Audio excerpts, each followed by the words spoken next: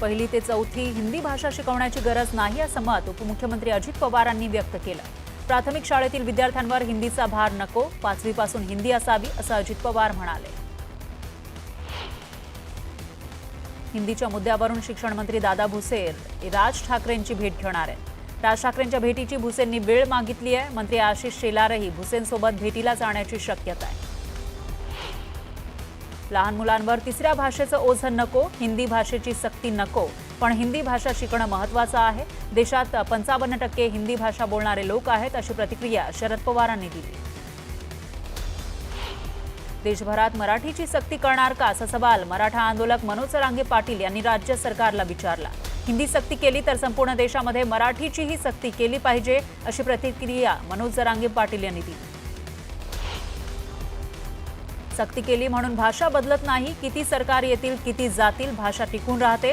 मराठी भाषेबद्दल आम्हाला अभिमान आहे अशी प्रतिक्रिया अभिनेते सयाजी शिंदे यांनी दिली। सरकारमध्ये मोठ्या पदावर असलेल्या व्यक्तींनी सहकारी संस्थांच्या निवडणुका लढवू नये। मी माझ्या 40 वर्षांच्या कारकिर्दीत सरकारी पदावर असताना कधीही सहकारी संस्थांच्या निवडणुका लढलो नाही अशी प्रतिक्रिया देत शरद पवारांनी अजित पवारांना टोला लगावला। माळेगाव कारखान्यामध्ये पवार काका पुतण्यांची युती टळल्याची कबुली स्वतः अजित पवारांनीच दिली, त्यामुळे चर्चांना उधाण आलं। निवडणुकीच्या काळात शरद पवारांच्या पॅनलसोबत युती करण्यासंदर्भात पवारांच्या पॅनलमधील शिवाजीराव जगताप यांच्यासोबत 2 ते 3 वेळा चर्चा झाल्याची कबुली अजितदादांनी दिली। बच्चू कडूंना मोठा दिलासा मिळाला आहे। अमरावती जिल्हा मध्यवर्ती सहकारी बँकेच्या अध्यक्षपदावरून बच्चू कडूंना अपात्र करण्यात आलं होतं। विभागीय सहनिबंधकांच्या या निर्णयाला नागपूर हायकोर्टानं स्थगिती दिली आहे, त्यामुळे बच्चू कडूंकडे जिल्हा बँकेचं अध्यक्षपद आणि संचालकपद कायम राहणार आहे। स्थानिक स्वराज्य संस्थांच्या निवडणुकीसाठी काँग्रेसनं रणनीती आखली आहे। ऑगस्ट महिन्यामध्ये काँग्रेस राज्यात जनसंवाद यात्रा काढणार आहे। गावोगावी जाऊन सरकारचं अपयश जनतेला सांगितलं जाणार आहे। मुंबई महापालिकेची निवडणूक नव्या वर्षात लागण्याची शक्यता आहे। प्रभाग प्रारूप रचना अंतिम करण्याच्या तारखेत वाढ करण्यात आली आहे। प्रारूप आराखडा जाहीर करण्यासाठी 6 ऑक्टोबरची मुदत देण्यात आली आहे। पाहूयात पुढची बातमी। जेजुरीमध्ये माऊली पालखी तळावर विसावल्यानंतर आता भाविकांनी दर्शनासाठी गर्दी केलेली होती। माऊलींच्या पादुकांना चरण स्पर्श करण्यासाठी रांगा या ठिकाणी दिसून येत आहेत। तर या सगळ्यांचा आढावा घेतलेला आहे आपले प्रतिनिधी सुरेश जाधव यांनी। संत ज्ञानेश्वर महाराजांची पालखी आता जेजुरीमध्ये मुक्कामी थांबलेली आहे आणि आपण समोर पाहतोय माऊलींच्या पादुकांचं एक्सक्लुझिव्ह दर्शन न्यूज 18 लोकमतच्या माध्यमातून तमाम महाराष्ट्रातील सर्व प्रेक्षकांना देतोय। आज आपण या ठिकाणी जर बघितलं तर जेजुरीच्या दारी माऊलींची पालखी या ठिकाणी आली आहे।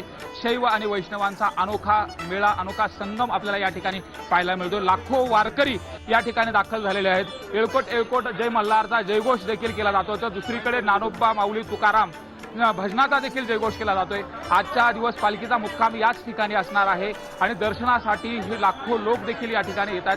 विशेषतः आपण जर बघितलं तर माऊलींच्या पालखी तळावरती व्यवस्था देखील करण्यात आलेली आहे आणि तशा पद्धतीनं सुंदर अशी व्यवस्था देखील करण्यात आली। माऊलीची पालखीवरती आपण पाहतोय भंडारा मोठ्या प्रमाणात आहे।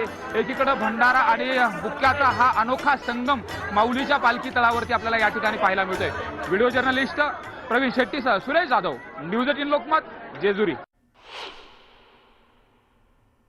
यानंतर पुन्हा घेऊयात बातम्यांचा वेगवान आढावा।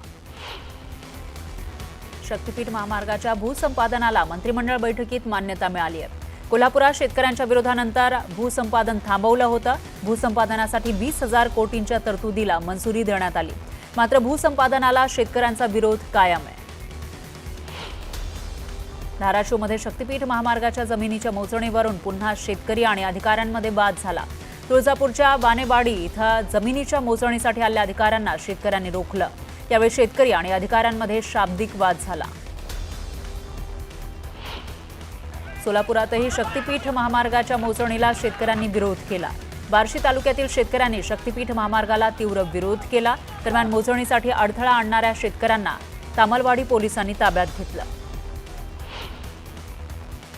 महायुतीचा ड्रीम प्रोजेक्ट शक्तीपीठ महामार्गाबाबत कॅबिनेटमध्ये नाराजी नाट्य पाहायला मिळालं। शक्तीपीठ महामार्गाला शेतकऱ्यांचा होणारा विरोध लक्षात घेता मंत्री प्रकाश आंबेडकर आणि हसन मुश्रीफ यांनी नाराजी व्यक्त केली। शेतकऱ्यांना विश्वासात घेऊन निर्णय होणं अपेक्षित आहे, असं हसन मुश्रीफ म्हणाले. महाराष्ट्राचे मंत्रिमंडळ म्हणजे महाराष्ट्राचे मालक नव्हे. सध्या महाराष्ट्रातील मंत्रिमंडळ हे लुटारूंचं टोळकं बनलंय, अशी टीका करत स्वाभिमानी शेतकरी संघटनेचे अध्यक्ष राजू शेट्टींनी शक्तीपीठ महामार्गाला विरोध केला. पाहुयात पुढची अपडेट. संत ज्ञानेश्वर महाराजांची पालखी जेजुरीमध्ये मुक्कामी विसावलेली आहे. त्यानंतर खंडेराय आणि माऊलींचं अनोखं नातं या संदर्भात संत ज्ञानेश्वर महाराज संस्थान आळंदीचे विश्वस्त योगी निरंजन नाथ यांच्याशी बातचीत केली आहे. आपले प्रतिनिधी सुरेश जाधव यांनी. कशा पद्धतीने हा शैव आणि ऐक्याचा शैव आणि वैष्णवाचा आज मेळा भरलेला आहे? शैव आणि वैष्णवांचं ऐक्य म्हणजे वारकरी संप्रदाय मूळ. त्याचं कारण असं होतं की हा मूळ संप्रदाय जो आहे ना, आदिगुरु शंकरा लागून शिष्य परंपरा बोधाचा पसारा आला आमुते. मूळ हा संप्रदाय जो हा नाथ संप्रदायातून उगमित झाला. आणि ज्ञानोबाराय आम्हाला म्हणतात की शंकरापासून ही परंपरा चालत आली, परंतु जेव्हा गहिनीनाथ महाराजांकडून निवृत्तीनाथांना उपदेश झाला तो कृष्ण मंत्राचा झाला बरं का.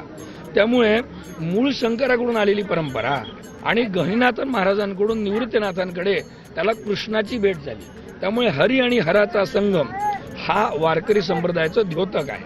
नवे नवे आम्ही सुद्धा म्हणतो वारी रे वारी मल्हारीची वारी. आणि हा मल्हार मार्तंड जो आहे ना, तो आणि ज्ञानोबांचं एक वेगळं नातं आहे बरं का. कारण सनातन धर्मामध्ये एकाच वेळेस तो अर्धनारी नटेश्वर म्हणून ओळखला जातो. एका अंगाने तो पार्वती बनतो आणि एकाच अंगाने तो शिव बनतो. एका अंगाने तो स्त्री असतो, एका अंगाने तो पुरुष असतो.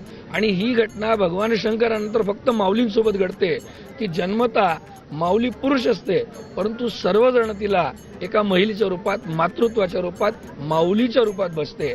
हा इथे मल्हारी मार्तंडाचा आणि ज्ञानोबाचा सुंदर सोनेरी संबंध आहे.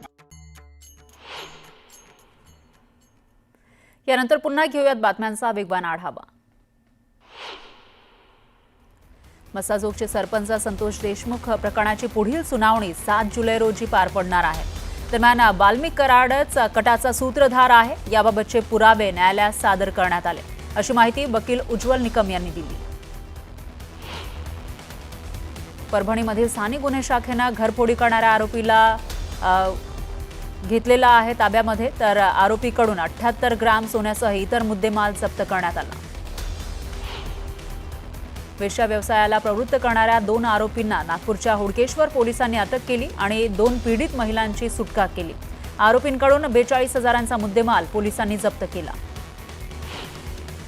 जालन्यात नुकताच झालेल्या डांबरी रस्त्याच्या कामाची वंचित बहुजन आघाडीनं पोलखोल केली. मंठा तालुक्यातील बझर ते बाटूर या रस्त्याच्या डांबरीकरणाचं काम सुरू आहे. यात गुत्तेदारानं निकृष्ट काम केलं असल्यामुळे रस्ता चक्क हातानं उखडतोय. त्यामुळे जिल्हाधिकाऱ्यांनी याकडे लक्ष देऊन गुत्तेदारावर कारवाई करावी, अशी मागणी केली जाते. पुण्याच्या जुन्नरमध्ये तलाठी आणि मुलीचा मृतदेह दरीत आढळला. ही आत्महत्या असेल असा प्रथमदर्शनी अंदाज आहे. तर आंबे हातवीज इथल्या कोकण कड्यावरून उडी मारून दोघांनी आत्महत्या केल्याची शंका व्यक्त केली जाते. आत्महत्येचं नेमकं कारण मात्र अस्पष्ट आहे. जळगावात राष्ट्रीय महामार्गावर स्वामीनारायण मंदिराजवळ 2 ट्रकची समोरासमोर जोरदार धडक झाली. या अपघातामध्ये एक ट्रक चालकाचा जागीच मृत्यू झाला, तर दुसऱ्याच्या डोळ्याला गंभीर दुखापत झाली.